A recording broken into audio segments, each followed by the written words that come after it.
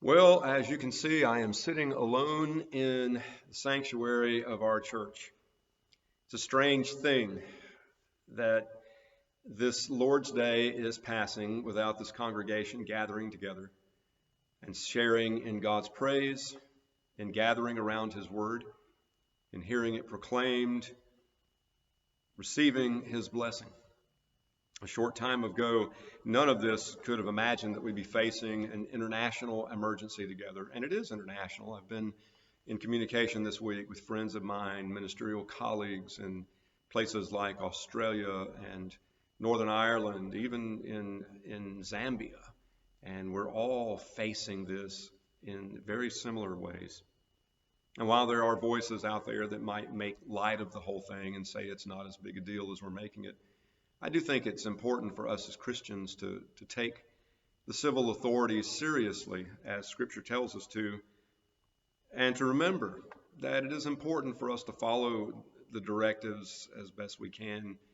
We live in a community with a large number of at-risk people, and so it's important for us to do what we can to try to keep COVID-19 from spreading.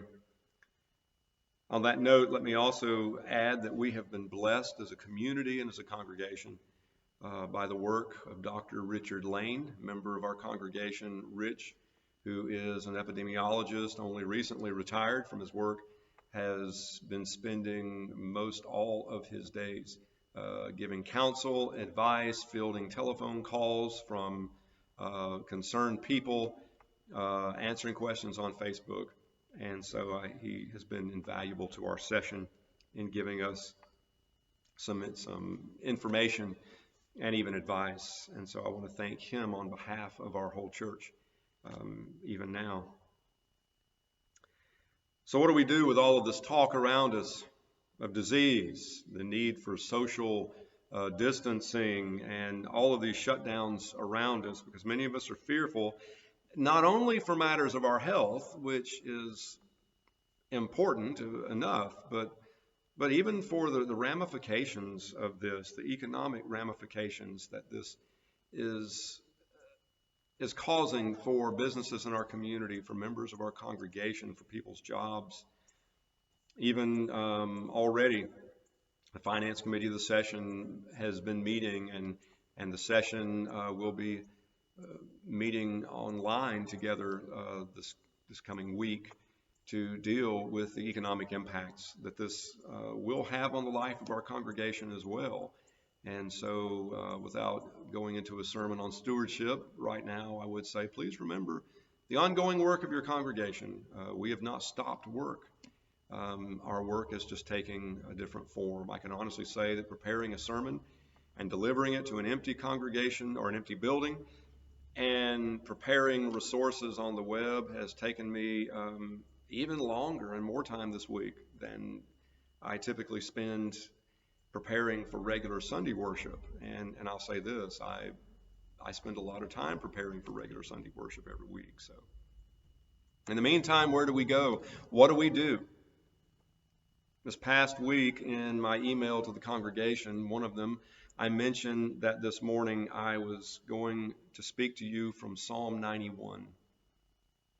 And so I want to read that psalm and reflect on the significance of this psalm for our place in history and our place in the world for right now. Psalm 91. He who dwells in the shelter of the Most High will abide in the shadow of the Almighty. I will say to the Lord, my refuge and my fortress, my God in whom I trust. For he will deliver you from the snare of the fowler and from the deadly pestilence. He will cover you with his pinions, and under his wings you will find refuge. His faithfulness is a shield and buckler. You will not fear the terror of the night, nor the arrow that flies by day, nor the pestilence that stalks in the darkness, nor the destruction that wastes at noonday. 1,000 may fall at your sight, 10,000 at your right hand, but it will not come near you. You will only look with your eyes and see the recompense of the wicked. Because you have made the Lord your dwelling place, the Most High, who is my refuge, No evil shall be allowed to befall you, no plague come near your tent. For he will command his angels concerning you, to guard you in all your ways. On their hands they will bear you up, lest you strike your foot against a stone. You will tread on the lion and the adder, the young lion and the serpent you will trample underfoot. Because he holds fast to me in love, I will deliver him. I will protect him because he knows my name. When he calls to me, I will answer him. I will be with him in trouble. I will rescue him and honor him with long life. I will satisfy him and show him my salvation. This is the word of the Lord. The Lord's name be praised. The psalm is a word of assurance, a word of encouragement for the believer. And Christians have turned to the psalm in many distressing times in history. Corrie ten Boom was one such person who turned to the psalm. Corrie ten Boom, I have to say with a Dutch wife, it's Corrie ten Boom.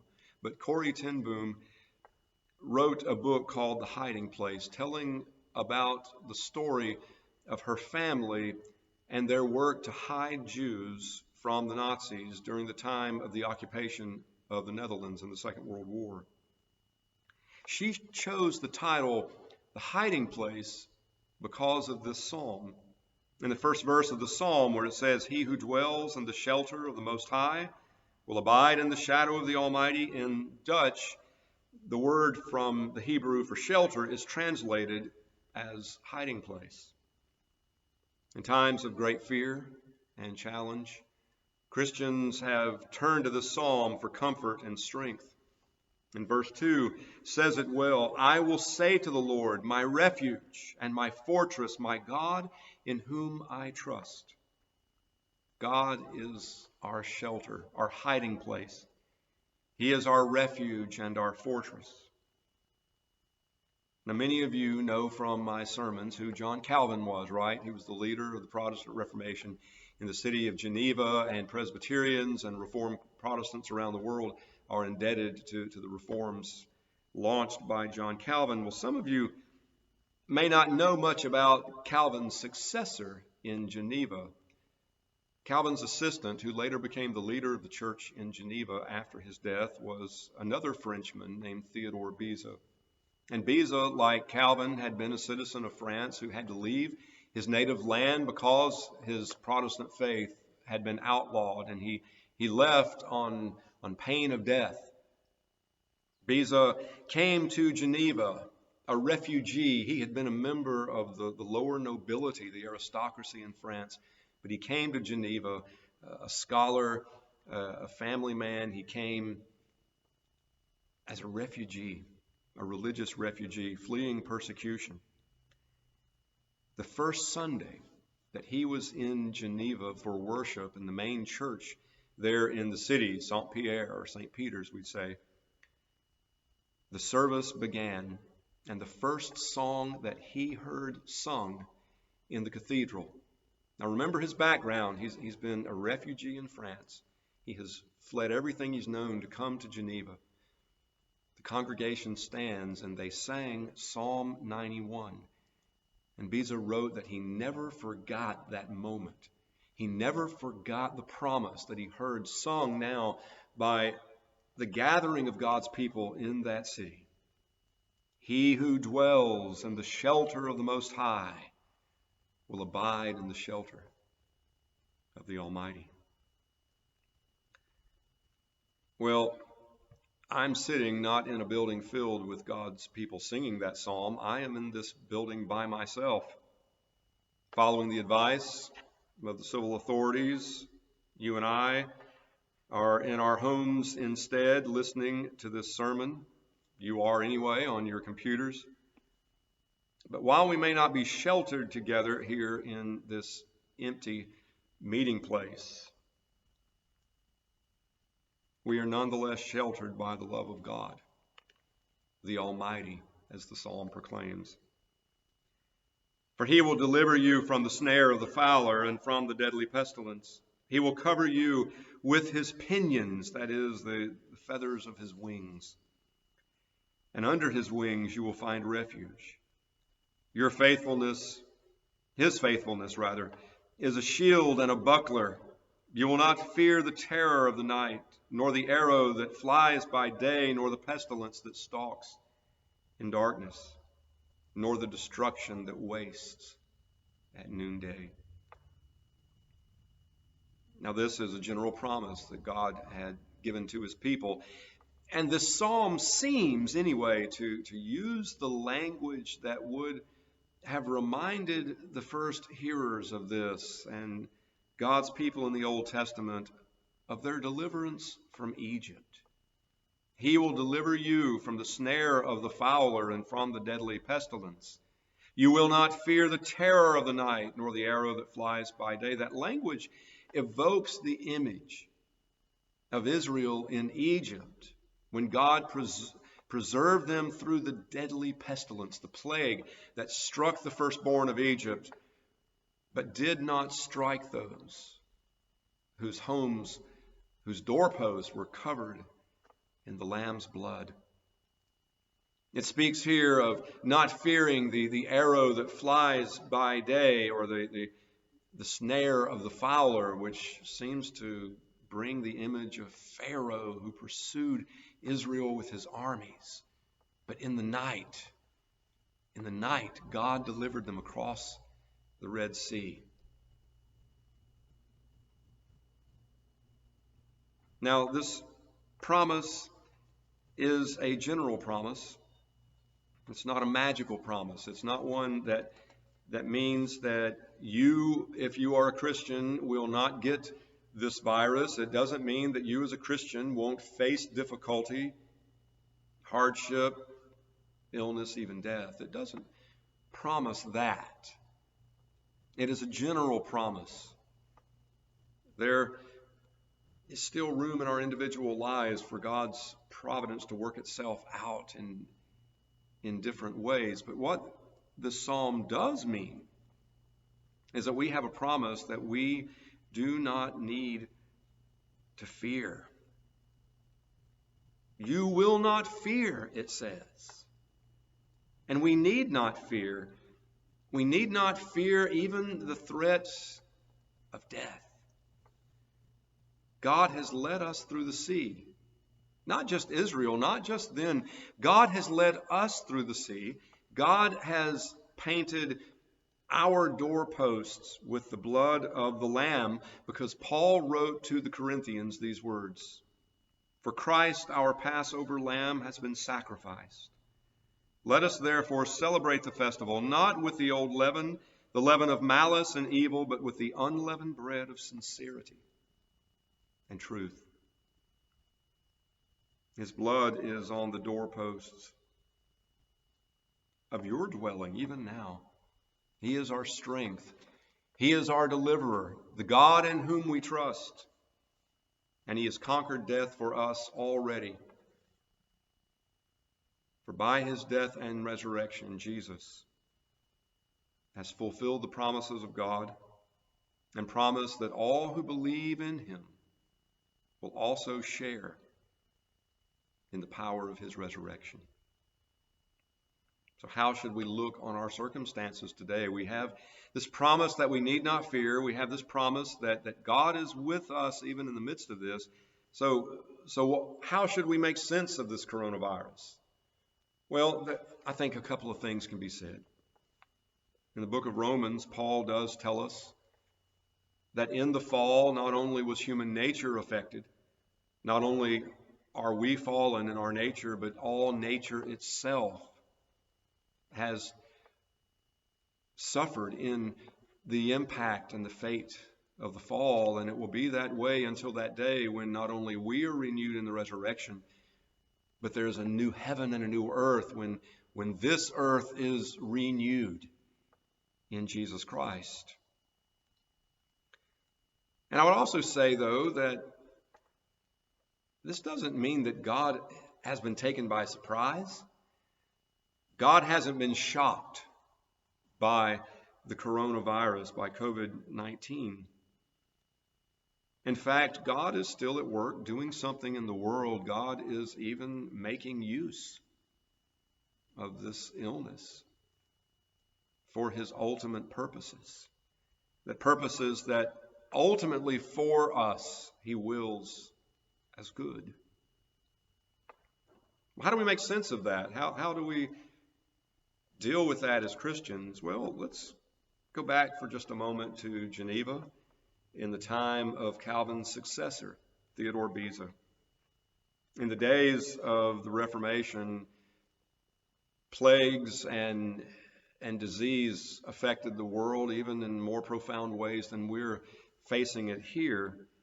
And at one point, a plague affected the city of Geneva, and people wondered then how to make sense of this. And Theodore Beza wrote a prayer to assist the ministers of Geneva as they visited with the sick and the infirmed in that city.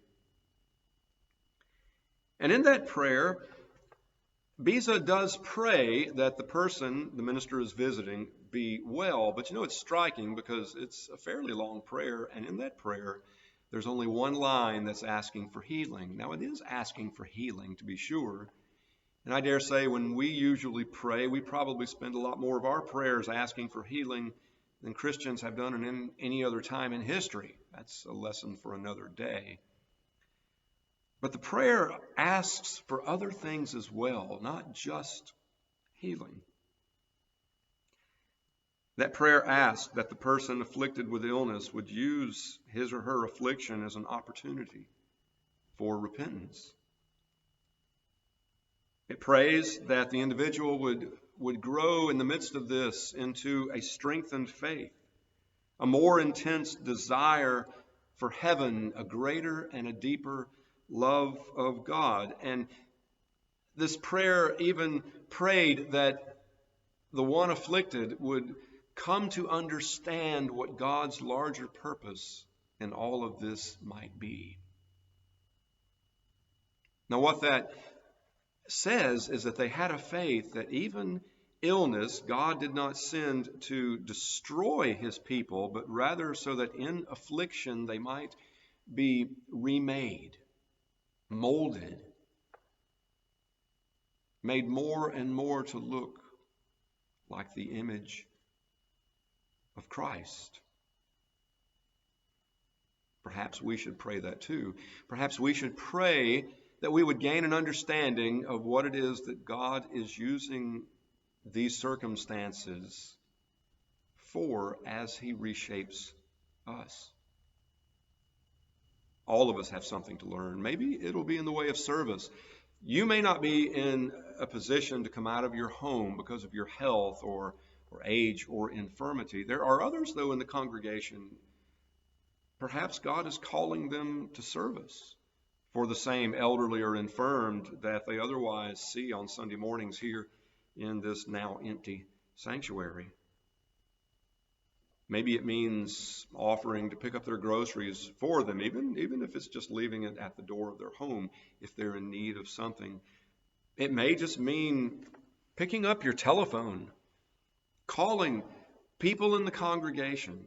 I've spent a lot of time on the phone this week. A lot of us have. Maybe that's one of the ways that we as a church will stay in contact with each other. Do you know someone who lives alone? Pick up the phone. Call that person. Share with them there. You'll be amazed at not only their gratitude to you, but the impact it will have on you to do something, even something so small as that. Be on the lookout for what God is calling you to do in the midst of this. And dear friends, remember, God is our shelter, our refuge, and our fortress. We have nothing to fear, for everything is in his hand, and we are in his hand. And so to him be the glory, now and forevermore. Amen.